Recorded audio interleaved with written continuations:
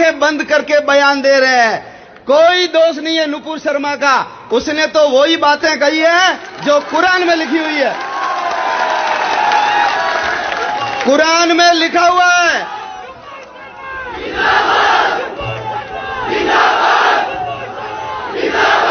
कुरान में लिखा हुआ है कि धरती चौकोर है।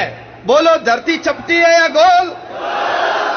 और धरती गोल है इसलिए हमको एक विषय पढ़ाते थे, उस विषय का नाम है भूगोल। क्यों? क्योंकि भूमि कैसी है। लेकिन ये इतने कट्टरपंथी है, उपग्रह ने फोटो भेज दिए गोल धरती के, लेकिन उसको मानने के लिए वो तैयार नहीं है। चलेंगे सीधे, धरती का किनारा आ जाएगा, नीचे गिर जाओगे, ऐसा लिखा हुआ है। उड़ता हुआ घोड़ा नुपुर शर्मा ने अपने मन से नहीं कहा।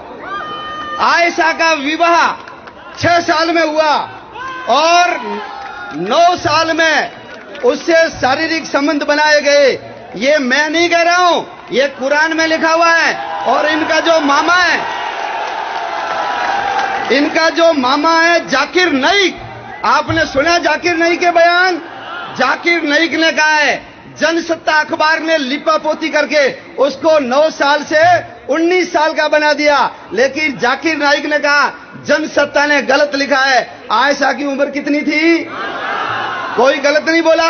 मुल्ले और मौलवियों को आगे आकर के बोलो, स्पष्टीकरण देना चाहिए कि नहीं देना चाहिए?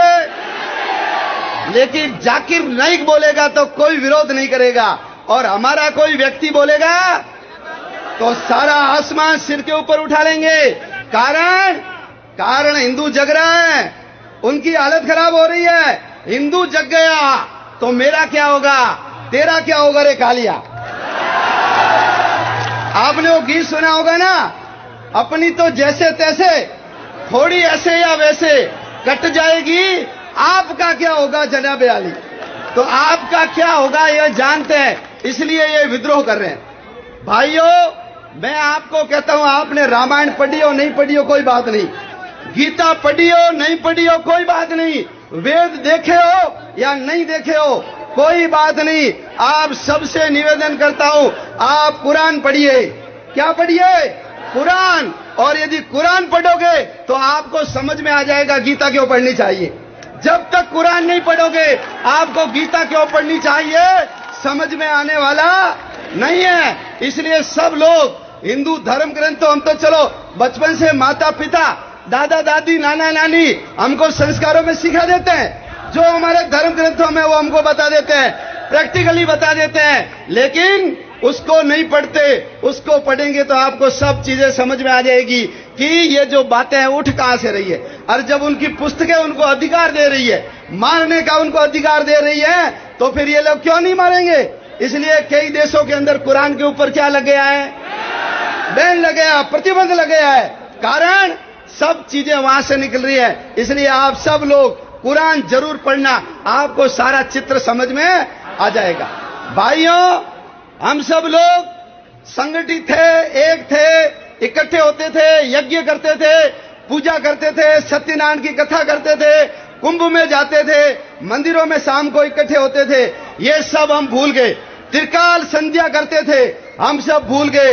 लेकिन हमारी बातों को उन्होंने पकड़ लिया, इसके कारण आज वो मजबूत और आगे बढ़ रहे हैं। अपने को भी, जिसके कारण हम महान थे, जिसके कारण हमारी संस्कृति और सभ्यता के डंके दुनिया में बजे, वो चीजें हमको वापस करनी पड़ेगी। और उसमें से जो सबसे पहली और आवश्यक चीज है, वो चीज है जो आज सब लोग इकट्ठे हुए हो, हम सब लोगों को मुट्ठी की तरह बंधना पड़ेगा। राजपूत अकेला पूरा नहीं है, जाट अकेला पूरा नहीं है, ब्राह्मण अकेला पूरा नहीं है, एससी और एसटी के लोग अकेले पूरे नहीं है। ये जब सब मिलेंगे तो जाकर के पूरे होते हैं। इसलिए जातिवादी भावना से ऊपर उठना और हिंदू हम सब दुनिया में 2 प्रकार के काम होते हैं। एक होते हैं अच्छे काम, गायों को चारा डालना, पक्षी को चुग्गा देना, प्याऊ लगाना, कहीं पेड़ लगा देना, कहीं शेड लगा देना, कुर्सियां लगा देना, ये सब अच्छे काम है। लेकिन दूसरे काम होते हैं आवश्यक काम। हिंदू इस बात को नहीं समझता, मुसलमान इस बात को समझता है। इसलिए मैं आपको एक बात पूछता हूं, आप में से कोई भी मेरे को मुसलमान के बनाई हुई प्याऊ दिखा सकता है क्या? मुसलमान का बनाया हुआ पक्षी चुगाकर बना सकता है क्या कोई? बता सकता है क्या कोई? मुसलमान कभी पेड़ लगाता है क्या?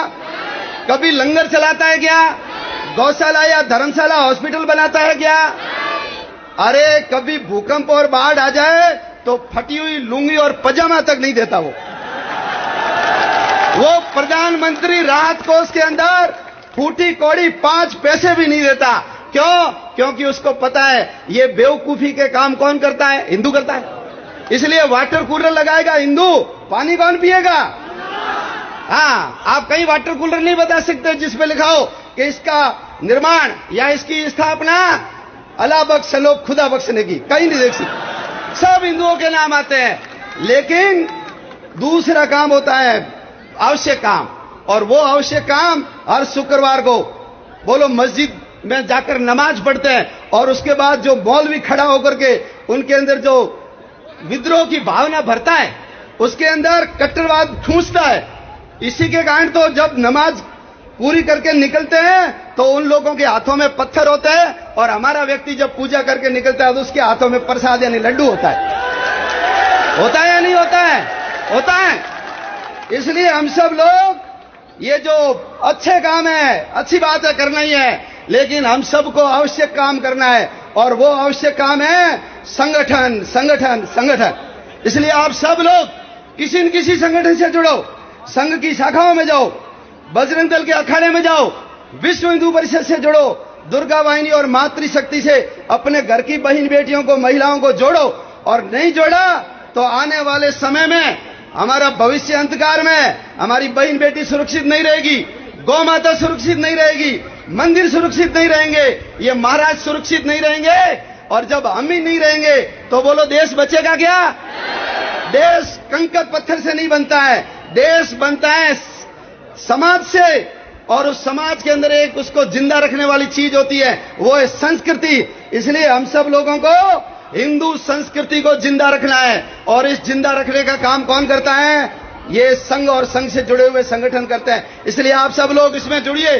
क्यों? क्योंकि ये महत्वपूर्ण काम कर रहे हैं, इंपॉर्टेंट काम और इमरजेंसी काम। इमरजेंसी काम है संगठन का, वो ये संगठन कर रहा है। आप सब जुड़िए। सद्गुण विकृति, हम घर में देवताओं के फोटो लगाते हैं, सबके हाथ में हथियार हैं, लेकिन बोलो हमारे घर में हथियार मिलेगा क्या?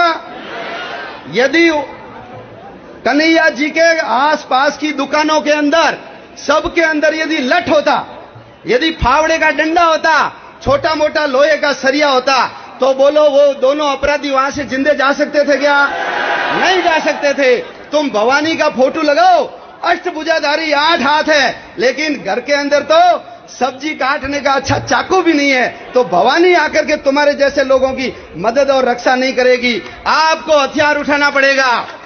कानून की मर्यादा में जो है वो घर में रखो, और जब हथियार हाथ में आता है आपकी ताकत 100 गुना बढ़ जाती है। इसलिए देवताओं को पूजो मत, उन्होंने जो किया है, उनका जो रूप है, उनके जो हाथ में, वो सब चीजें हमारे हाथ में होनी चाहिए। अपने घर के ऊपर भगवा ध्वज होना चाहिए, सब लोगों को लगे उस संगठन से जुड़ा हुआ है। और कल अजमेर के अंदर मुसलमानों ने मीटिंग करके तय किया है कि कोई हिंदू समाज से कोई चीज नहीं खरीदेगा। तो हम तय नहीं कर सकते कि हम जो चीज खरीदेंगे हिंदू से खरीदेंगे। हमारे घर में यदि टीवी खराब हो गई तो मिस्त्री कौन आएगा?